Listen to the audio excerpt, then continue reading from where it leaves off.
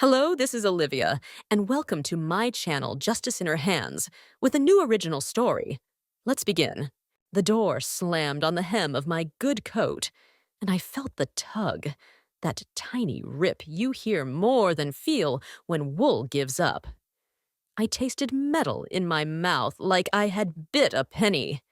Trent's breath was too close. Expensive cologne and something sour beneath it, fear or whiskey. And his voice cut through the cold. Drive her to the mountains. Make sure it's her last celebration. My heart kicked. Not the soft old rhythm I know from morning walks, but a hard drum rolling fast. The engine coughed and caught, low and mean, and the seatbelt scraped my collarbone as the car lunged from the curb. Asheville's lights smeared gold in the wet, and the Blue Ridge, dark as a closed Bible, waited past the river like a promise nobody wants. I clamped my knees to stop them shaking, felt the grit in the floor mat under my shoes, and told myself to breathe slow. In through the nose, hold to 5, out through the mouth. It barely worked. Trent leaned forward, talking low to the driver like I wasn't there, and I pressed my palm to the door handle, testing it. Child lock. Of course. A siren cried somewhere behind us and faded. We rolled 2 blocks and braked hard for a red, the kind of stubborn red that holds a town still while lives tilt. Headlights washed the windshield white. That was when I finally looked up and saw him, not the profile first, but the hands. Big knuckles, a thin pale scar across the right thumb from a bread blade years ago. Boone Mercer. He shifted the car into idle, glanced at me in the mirror, and something flickered in his eyes. Recognition. And then he ironed his face flat like he had never kneaded a loaf in my kitchen, never sat at my back porch steps the night his mother passed with the county chaplain holding his shoulder. Trent was muttering about a turnout past mile marker 20, cash folded in a thick rubber band. Boone tapped the steering wheel once, twice, then a third time, soft, rhythmic. The same way he used to beat time before sliding trays into the oven. Play along. That was how he always said it when things got tense at the bakery, when the health inspector surprised us, or the mixer bucked. My mouth went dry. If Boone was here, either life had bent him into something cruel, or he was trapped same as me. The light held. A paper bag skittered across the crosswalk. Boone's eyes cut to mine in the mirror again, quick and sharp. I laid my hand on my purse like any old lady, fingers inside the side seam, and touched the little voice recorder I use for recipes and notes. Not my phone, but it could catch words just the same. The light changed. Boone's jaw tightened. He drove. Don't forget to subscribe to the channel and comment where you're watching from. I am Loretta Quinn, and in my town, folks know me for cinnamon bread and for keeping my mouth shut when gossip runs hot. I pressed that recorder button with the pad of my thumb and felt the faint buzz, then nudged the slider to voice activation and tucked it beneath the lining. Breath in, hold to 5. Let it go. My ribs ached from the seatbelt. Trent, I said, smooth as I could. Honey, I didn't quite hear. What did you tell the driver a minute ago? My ears aren't what they used to be. He huffed like a man put upon by a fly. I said he's taking you to the mountains, and he's making sure this is your last birthday. Clear enough? Clear as glass. Boone's eyes twitched to the mirror, then away. The car took the river curve, tires singing on damp asphalt, the city thinning into black pines and billboard backs. My tongue tasted like aspirin and copper. Trent's phone lit his jaw, blue and cold. Yeah, Clay, he said, past mile marker 20. Tonight. Don't text. Clay. Insurance agent Clay or Clay from the poker table? Either one was bad. He talked money like he was ordering takeout, Something about liquidating accounts that should have been mine. I pictured the deed to my bungalow locked in the bank box and the bakery savings I'd pulled last week to fix the ovens. He didn't know about the box, but men like Trent, they make messes. Then they learn to pry. Boone coughed. "We're low," he said, neutral as the weather. "Gotta stop for gas before the grade." Trent snapped. "No stops." Boone tapped the wheel again. 1, 2, 3, and eased the car a hair slower, like he was measuring out time the way we used to measure flour. Careful. Exact. "We stop right there," he said, chin tipping toward a quick mart off the highway, lamps throwing white circles into the dark. "Or we stall halfway up, and the state troopers push us the rest of the way. Your call." Trent cursed and kicked the back of Boone's seat. 2 minutes. The lot glare struck my eyes sharp as onions. Boone pulled us into a spot under the camera dome. Smart boy. Angled so the dash cam on the store door could see straight into the back seat. He popped his door. "Pump cards jammed inside," he said to Trent. "You want the receipt?" That was theater. He wanted Trent out where the light and lens could see him. But Trent stayed put, guarding me with his knee pressed into the seat, edgy as a stray dog. Boone gave me one more mirror glance, then moved away. I swallowed and made my voice wobble. "Bathroom," I said, low and urgent. "Now, Trent.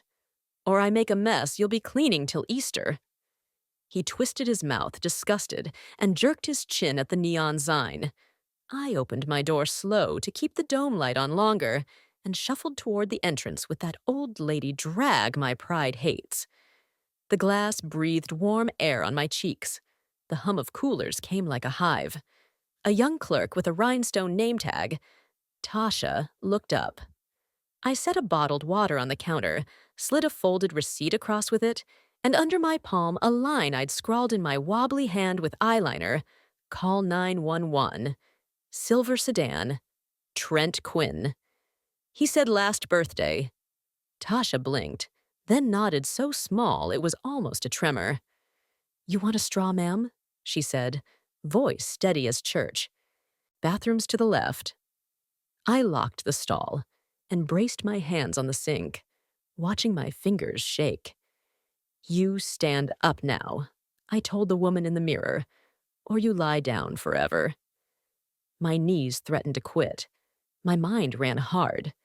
If Tasha called, help was coming, but help gets lost on mountain roads.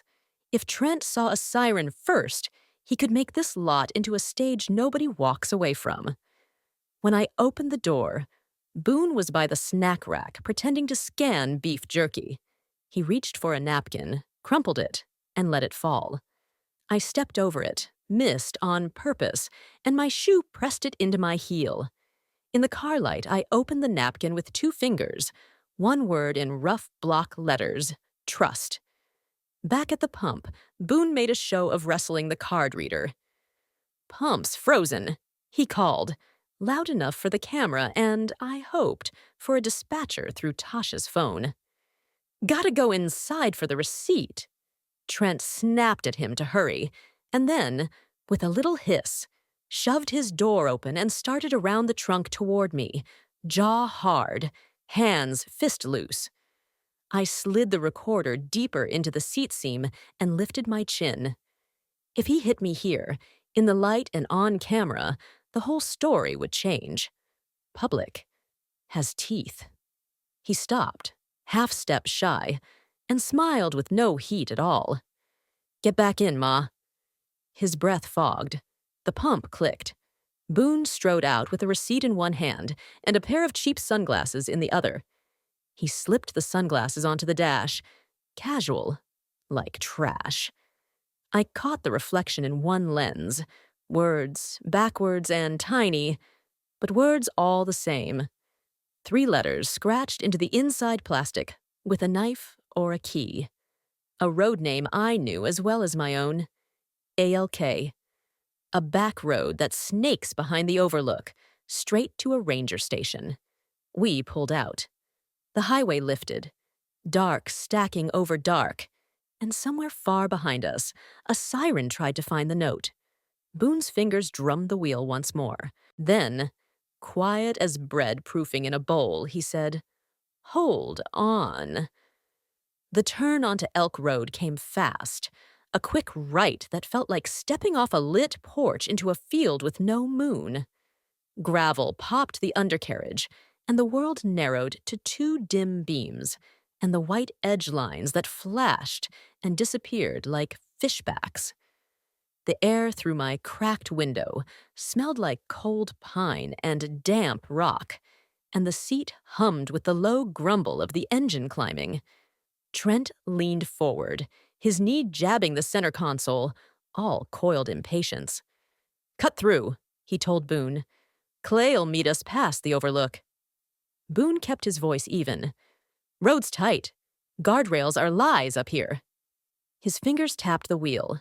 1, 2, 3, and I caught it like a metronome. He was thinking, measuring. I needed Trent to talk, to say the quiet parts loud enough that the recorder would catch them clean. So I did what mothers do when our children turn into storms.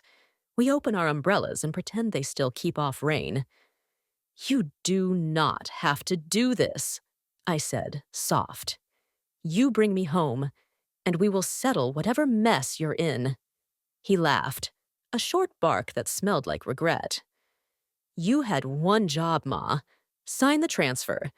Instead, you moved the deed and told the bank I forged your name. Now Clay's on me, and those poker boys won't let me breathe. My life insurance idea only works if the policy pays, and you—" He bit it off, but the words were already heavy in the car. Policy. Pays. I felt the recorder against the purse seem like a warm coin. He went on, meaner now. "Clay said there's a narrow window before the change clears. Tonight, and it's done. I get what I should have had. Your house. The bakery cash. I'm tired of begging you to hand me what's mine." What's mine? The two words knocked around my chest like loose bolts. I saw him at 12, cheeks sunburned, crying because his father forgot the school fare. I saw him at 20, shoulders squared like he was daring the world to run him over. I also saw the last year, lies stacked on lies, credit cards I never opened, my signature slurred where I never wrote it. The truth made my throat taste like salt. "You forged my name," I said, steady. "And you took the bakery account. Say it clean." He sucked air through his teeth. "I did what I had to do." The road corkscrewed. Boone downshifted, and the engine answered with a hard, low growl. A sign flashed by. "Deer, next 2 miles." Then another, smaller. "Ranger access ahead." Boone cleared his throat. "Brake feels spongy," he said too loud. "Gotta pull to the turnout and check before the bridge." Trent slapped the seat. "You stop and I swear." Boone eased the car toward a gravel pull-off anyway, hazard lights ticking, a slow, metered heartbeat. He set the brake, popped the hood, and stepped out. Night rushed in. My ears rang with the sudden silence between hazard clicks. Trent leaned close, knife quiet.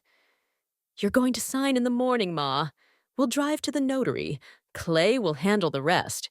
You stall, and I swear I'll—" His phone buzzed. He answered with a hiss. "We're on Elk. Past the deer sign. Yeah, the driver's solid." Boone's shadow passed my window. He slammed the hood and opened my door. Not enough to free me, just enough for his breath to mix with mine. "Radiator cap's fine," he said in that calm bakery voice.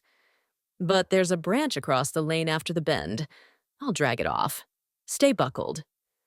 His fingers brushed mine as he reached for the seatbelt latch, an accident to anyone watching.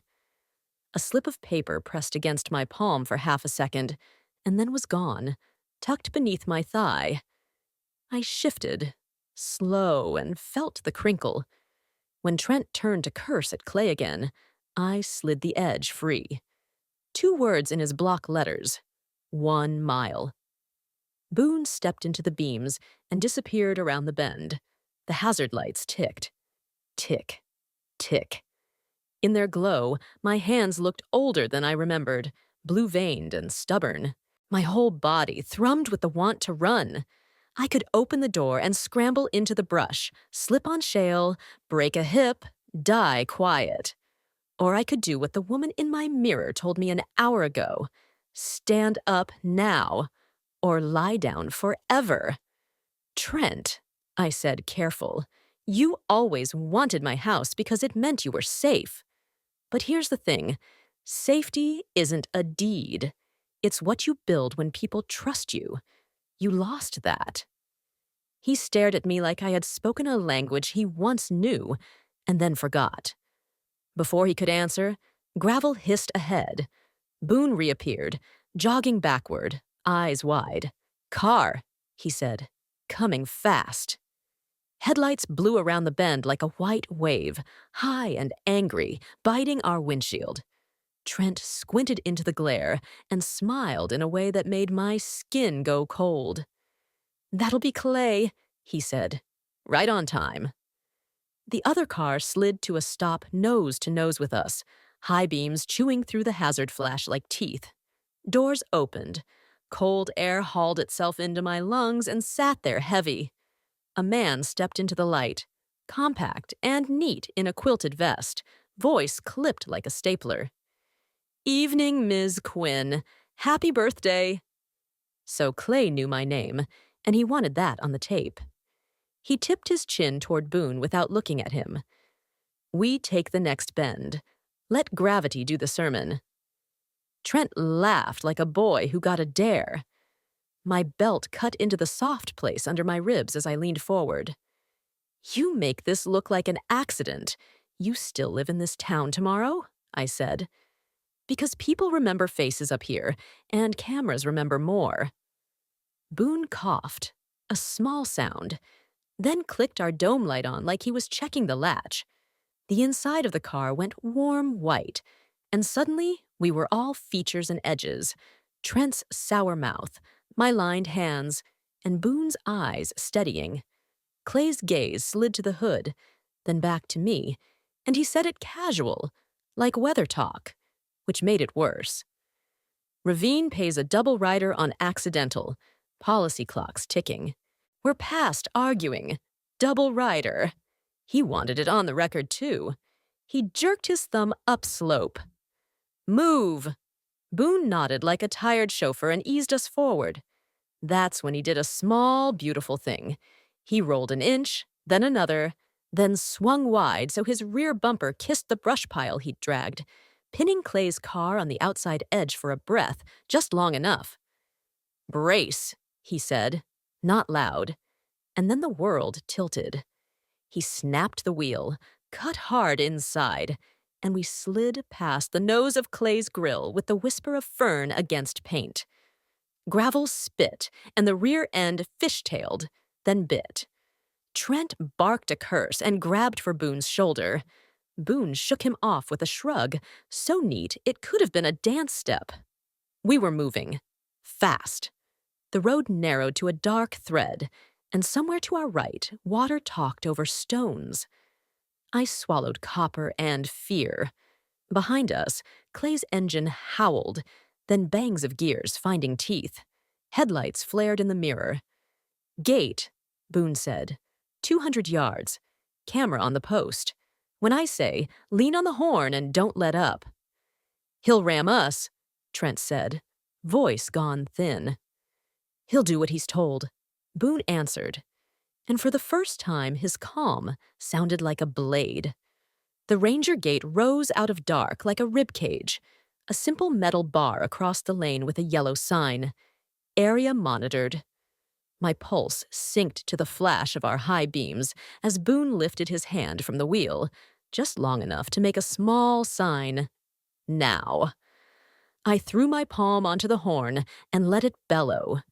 The sound filled the trees and bounced back, a big voice calling itself brave. Lights snapped on at a small service shed. Somewhere a radio crackled.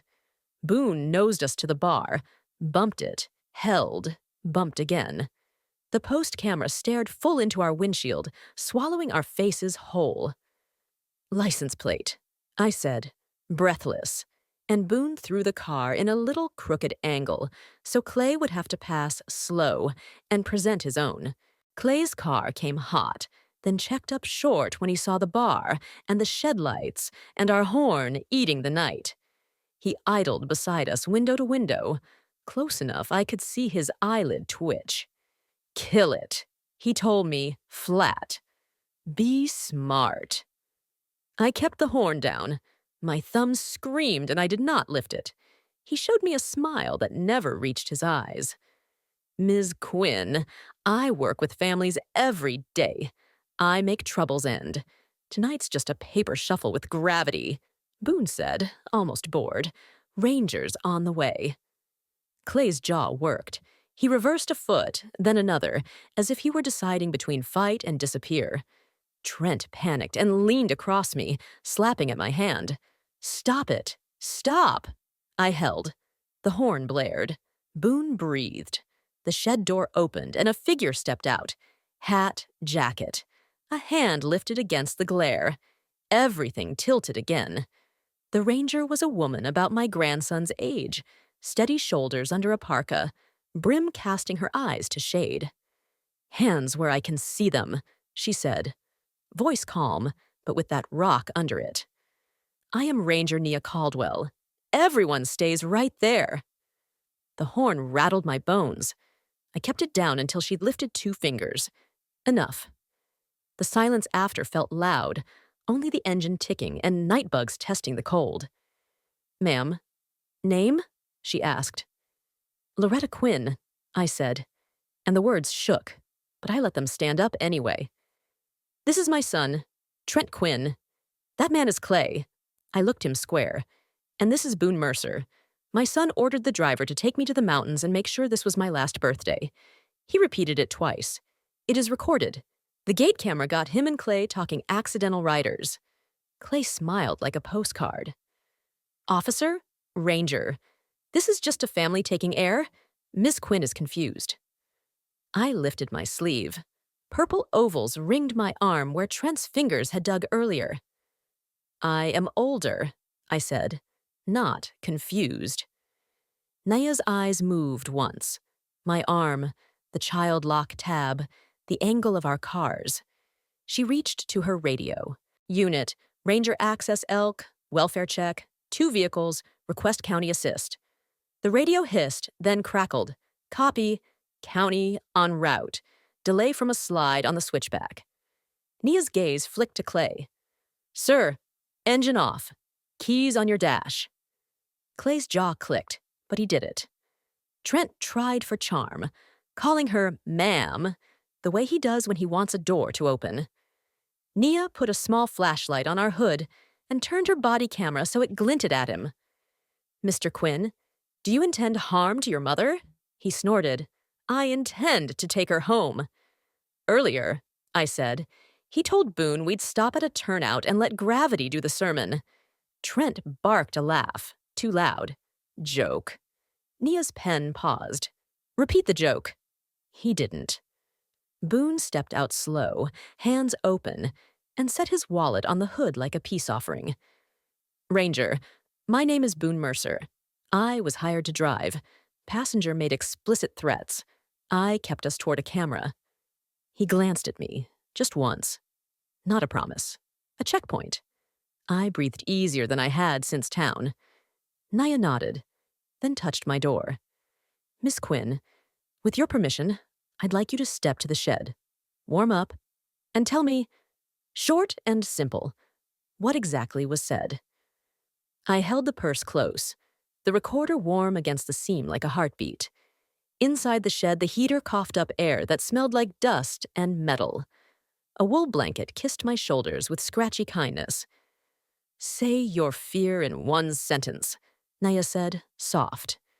My mouth made the choice I'd dodged for years. My son tried to kill me for money. There it was.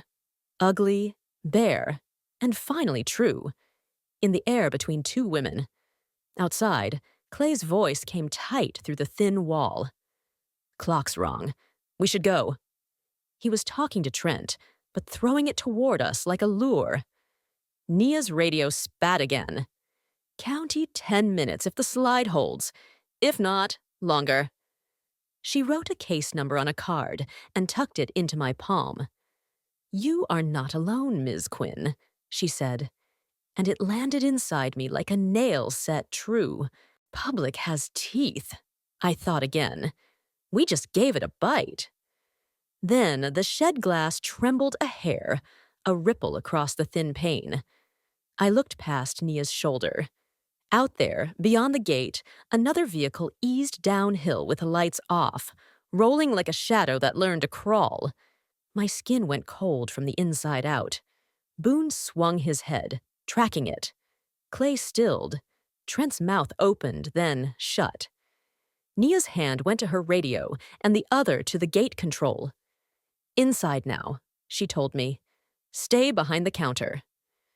The shadow car rolled closer, quiet as snowfall, and every pine needle around us seemed to listen. The new vehicle was a dark pickup with a dented fender and a cardboard temp tag, breathing in and out against the bumper, cheap tape, cold wind. It rolled so quiet the gravel only whispered. Diesel and wet pine braided in my nose. Naya flicked her flashlight once, 2 times, a measured warning. "Truck approaching the gate," she said into her radio, voice steady. The pickup did not answer. It nosed toward the shed, like it meant to tuck in the blind corner where cameras see less and hands do more. Clay lifted his chin at the truck, a small command, then kept his face bored for the camera. Trent's foot bounced against the floor mat. Thump, thump. A boy inside a man's suit. Boone's hands rested open on the wheel, but his eyes tracked everything. The angle of the truck, the gate's hinge, the distance to the sign that read "Area Monitored." He said almost to himself, "Light wins." Then to me, low, "Ms. Loretta, if I move, you hold that horn again and you say the facts, names and verbs. Don't argue, just say." My mouth was dry as old toast, but I nodded. Names and verbs. Truth dressed plain. The pickup drifted to the shed corner. A figure climbed out in a hooded jacket, gloved hands. He reached up for the conduit that fed the gate camera, fingers testing the wire like a man checking a melon for ripeness. Nia stepped forward into full light and set herself. "Sir, hands away from the property," she said. "Step back. Identify yourself." He didn't. Clay finally spoke. Toned sugar on the rim and lie in the glass. "Ranger, the lady's shaken. We'll take her home. Shut this down." Naya did not glance at him. "Sir in the hood, step back now."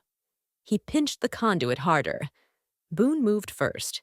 He cut the wheel and eased our sedan sideways until our bumper kissed the post, pinning the man's wrist between car and metal.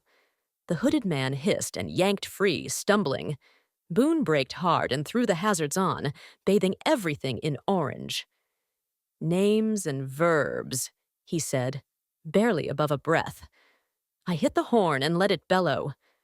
"My son, Trent Quinn, ordered Boone Mercer to take me to the mountains and end my birthday," I called, loud enough for the lens and the trees.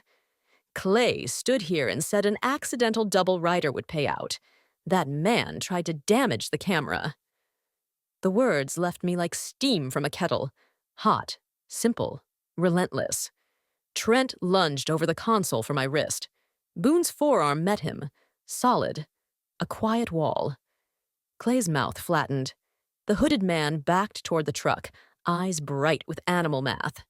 Nia's radio crackled. "County is 5 out if the switchback clears." She lifted her palm.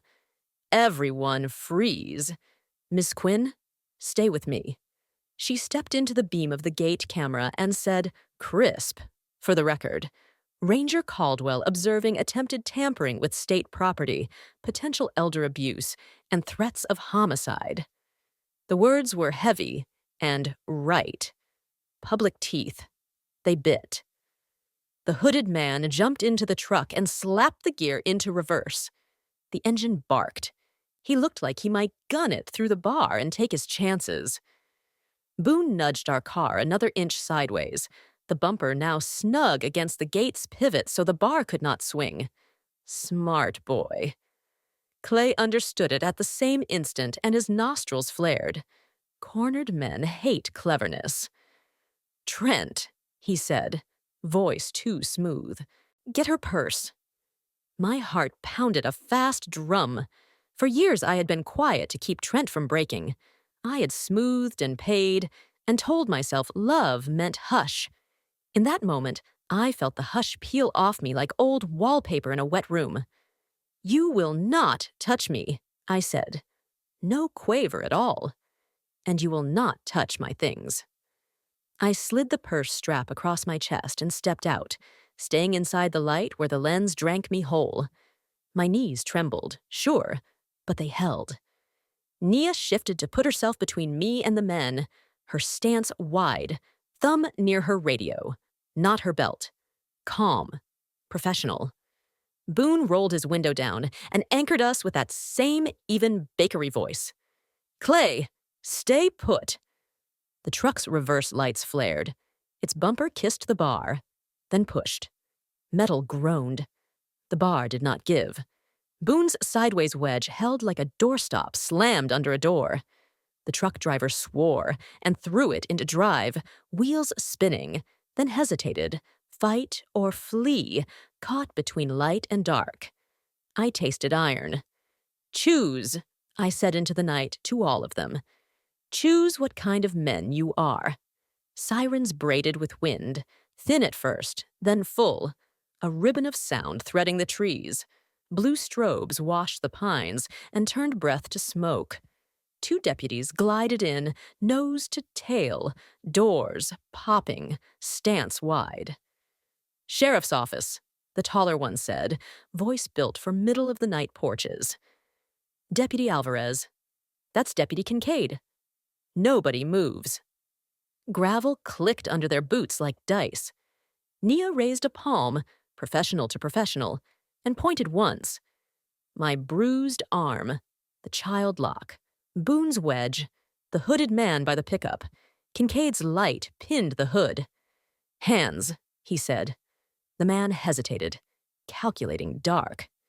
"Hands," Kincaid repeated, quieter. And that was the one that worked. The gloves rose. Clay tried a neighborly smile. "Officers, we were headed home when—" "Names," Alvarez said. Clay's mouth hardened. "Clay Maddox." Trent lifted his chin like he was taller than his choices. "Trent Quinn." Alvarez looked at me. "Ma'am?" "Loretta Quinn." I heard my name and felt it land different than before, heavy and rooted. Alvarez nodded once. "Ms. Quinn, do you consent to speak right now?" My throat burned and I let it. "I do." I gave it to him plain, names and verbs, like Boone had coached. My son told the driver to take me to the mountains and make sure this was my last birthday. Clay said a ravine would trigger an accidental rider. The man in the hood tried to disable the camera. While I spoke, Boone reached across and set my purse on my lap, like a ceremonial thing. I slid the recorder from the seam and offered it to Nia. My fingers brushed hers, rough wool on warmer skin. She checked the tiny red dot, then lowered it into an evidence bag with the care you give a newborn. "Body cam and gate cam corroborate," she said to Alvarez. "Audio likely contains explicit threats." Trent found a brittle laugh. "She's confused. We were taking air." I turned my bruised arm to the light. "I am 75, not confused." The hooded man's eyes skittered. Alvarez angled him toward the truck and read something short, measured, while Kincaid photographed the conduit scuff and the wedge at the pivot. Clay stood very still, that insurance smile curdling.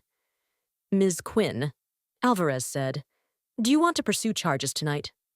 The room in my chest where I once stored excuses felt empty and clean. "Yes," I said. One word, firm as a door closing. A long breath moved through the scene.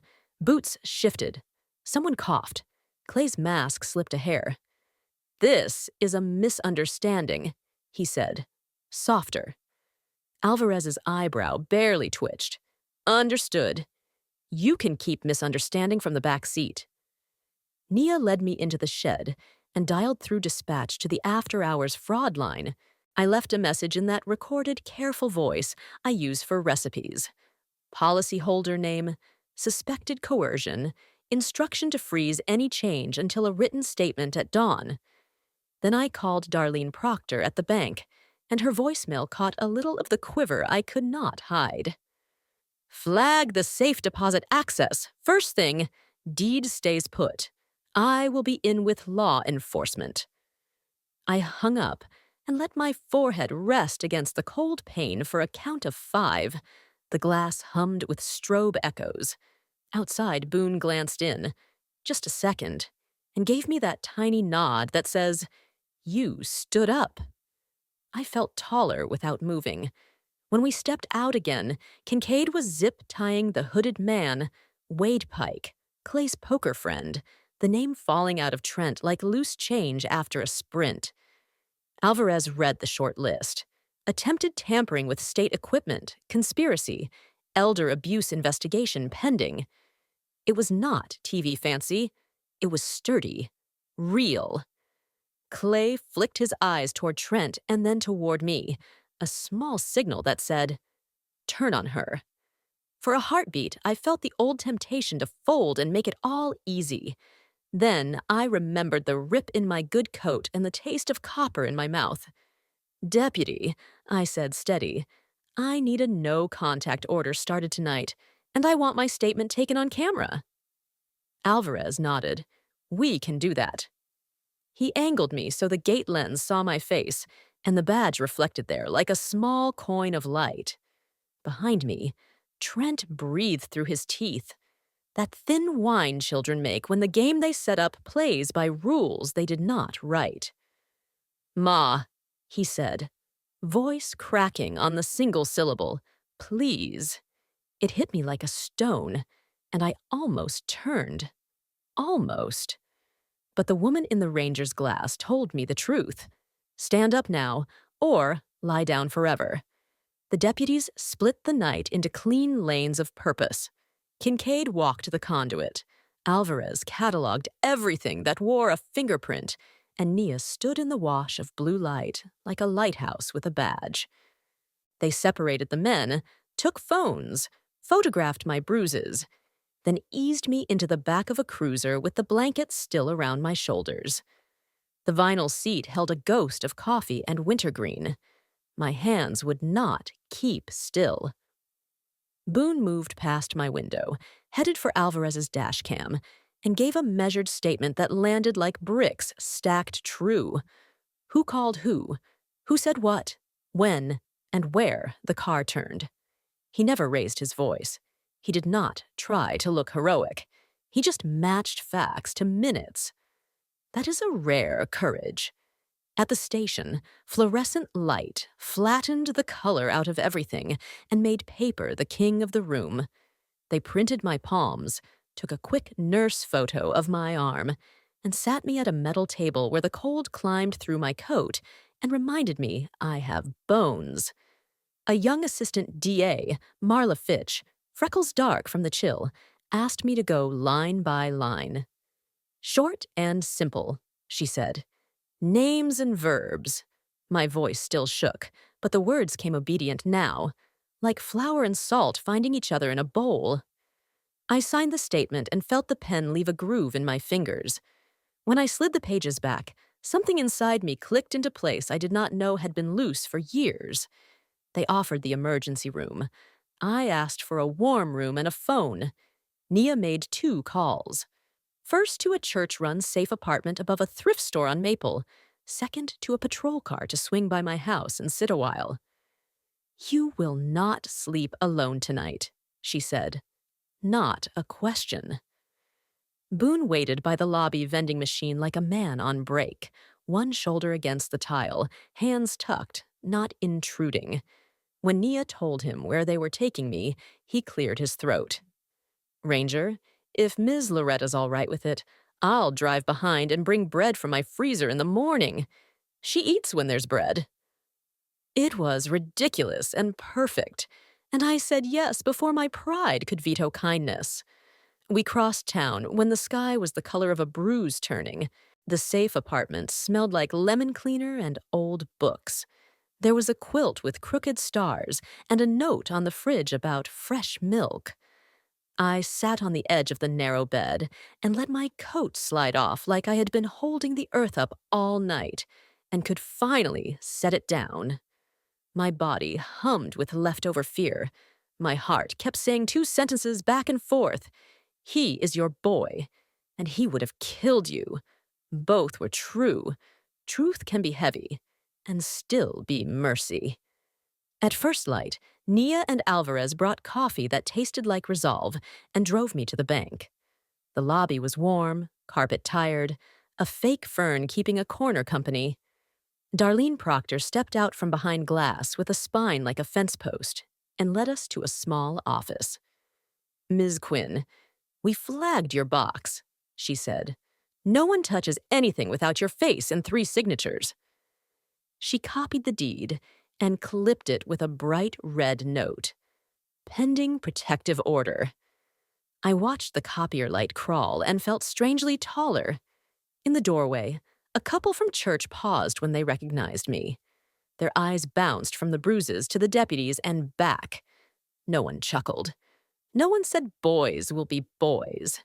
Before and after can be only a breath wide. By mid-morning, we called the insurer on speaker, and I told a woman named Patrice, with a voice like a reliable neighbor, to put a hold on everything until the DA's written notice arrived. Patrice confirmed the policy change request timestamp and read a note about a contact attempt from C. Maddox 30 minutes prior. Clay had tried to hurry the clock. Hearing his name in office air, with the copier still warm and a badge clipped to the chair beside me, made my back straighten. Paper also has teeth. The courthouse smelled like floor wax and old paper, and the benches remembered every back that ever waited there. Marla Fitch, the assistant DA with the winter freckles, set a stapled packet in front of me and said, "Short answers. Names and verbs. If you need water, ask." My palms stuck to the paper. Boone waited across the hall with a brown bag from his freezer, honey wheat, sliced thick, and a thermos that steamed like patience. Nia stood beside the metal detector, posture easy but watchful, as if the whole building were a trailhead, and she was counting who went up the mountain and who came back down. They called the hearing in a room with scuffed baseboards and a clock that ran a hair fast. Judge Harp looked like a carpenter who had put on a black robe, because someone had to keep the joists square. "Emergency protective order and initial appearance," he said, voice plain. Clay sat with a lawyer whose tie was sharp enough to cut butter. Trent sat 2 chairs down, eyes rimmed as if he had not slept or had slept, and met himself in a dream he did not like. Wade Pike, the hood, kept his gaze on a knot in the table. Marla kept it simple. She played 30 seconds from my recorder, Trent's voice telling Boone to make sure it was my last birthday, Clay's line about gravity and the rider, my voice naming them in the camera light. The room breathed differently after that, like someone had opened a window in winter and the cold had manners. Clay's lawyer said the word confusion twice and the word family 3 times. Judge Harp lifted a palm. "What I hear is planning," he said. "What I see is bruises." He turned to me. "Miss Quinn, do you require a no-contact order?" My throat went hot and tight. "Yes, Your Honor." He wrote without looking away. Order granted. Then came the part I had not prepared for, my own heart arguing its case. When Trent finally met my eyes, a boy flashed behind the man, the kid who once burned his tongue on stew because he could not wait. Love does what it does. It surged toward the old job. Explain. Soften. Fetch a blanket the wrong person refuses to hold. My ribs felt like a porch railing in a storm, rattling but holding. I pressed my hand flat on the table until my fingers ached. I did not look away. Marla called Tasha from the Quick Mart by phone. Her voice came through thin and brave, telling the judge what my eyeliner note said, how my hands shook, how the dome camera caught Trent at the pump. Darlene from the bank submitted the flag on my box and the freeze on the deed. Patrice from the insurer emailed a log that showed Clay's call before dawn. Paper, camera, voice, teeth that bite the same place. When it was Boone's turn, he stood with his shoulders set like a man lifting a sack. He knows is heavy. He told the judge he had been hired to drive and decided to keep us moving toward light and witnesses. No embellishment. He nodded once at me. Permission to be exactly as brave as facts require, no more and no less. Judge Harp looked over his glasses at Boone. You understood the risk. Boone blinked slow. Yes, sir. But she fed me when nobody did. A soft sound moved across the benches, people remembering debt and bread, and how both keep. Harp set conditions. No contact, surrender of passports, phones into evidence. Clay and Wade held pending bond review. Trent released to house arrest with a monitor and a rule as strict as steel. Come within 100 yards of me, or Boone, or Nia, and he would sleep in county. Trent nodded without seeing it. Clay's jaw ticked once, twice, like a metronome trying to keep bad time. In the hallway, a woman from church touched my elbow and whispered, You saved me a year from now. Another stranger said, We heard the horn on elk from our porch. Before and after is sometimes only one sound long. As we stepped toward the stairs, a deputy hurried up with a sealed envelope. For Ms. Quinn, he said. Inside was a single page, a notary appointment Clay had scheduled for the next afternoon, my forged intent already typed and waiting for my impossible signature. The address was a strip mall storefront I knew well. Glass, fluorescent lights. The whole town reflected if you stood at the right angle. Marla read it, and her mouth drew a line. We can cancel it, she said. Or we can show up with a camera and let them trip over their own rope.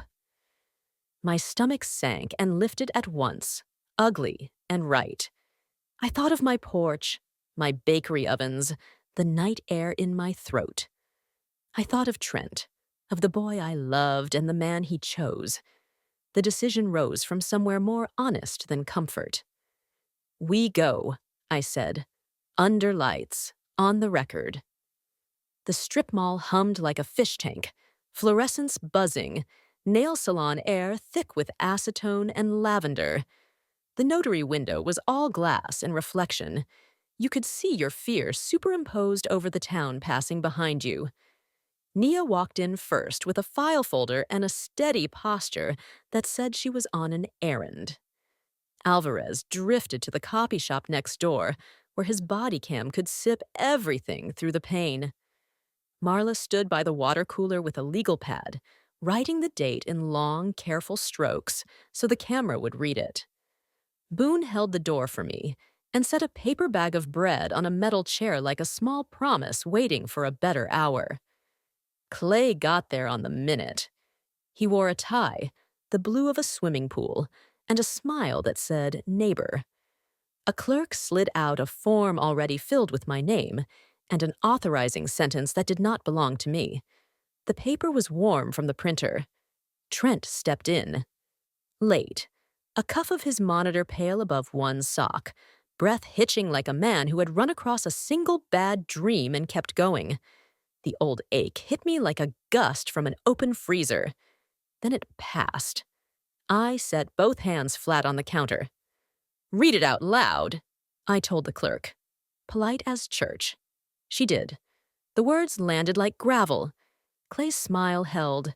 Trent's jaw flexed. I nodded to Marla. She gave the smallest signal. And then I said, clear enough to cut, "I rescind any and all alleged consent. The signature is not mine.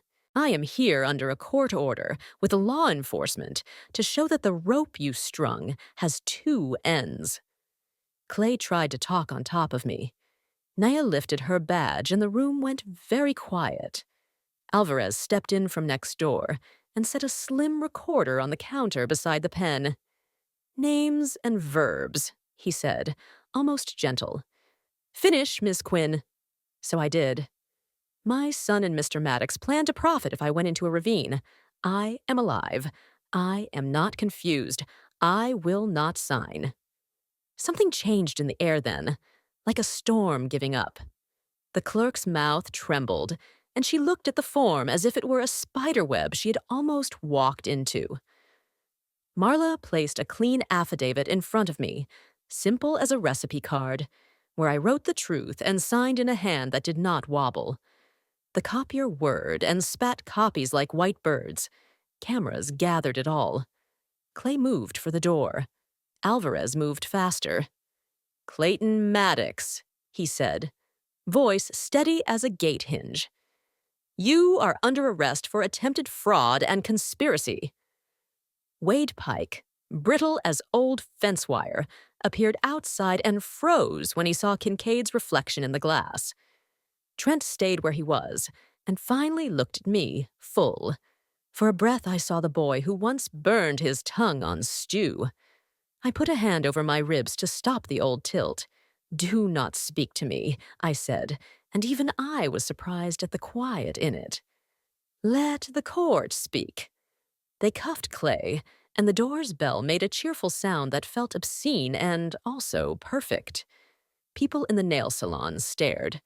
A woman I knew from church put her palm to the glass. Not a wave. A benediction.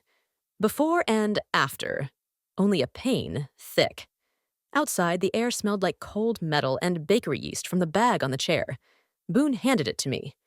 "Eat," he said, soft. "Bread keeps." My throat pulled tight. "You do too," I answered. Nia touched my elbow. "Keys and locks next," she said, already moving us forward, the way mountains are climbed. One smart step, then another. That evening, back in the safe apartment, I stood at the stove, turned the burner, and listened to the first click and bloom of flame. I poured honey over a heel of bread and thought how sometimes mercy is not a soft word, but a hard line, finally drawn. My heart beat even for the first time in a long time. Not loud. Sure, I do not know what sentence the judge will make, or what work Trent will do to find his way through himself. I know only this. When the night tried to swallow me, I found the horn, the camera, the ranger's voice, the boy I once fed who fed me back with courage, and my own name said out loud. I stood up, and the world, hearing it, stood up a little with me.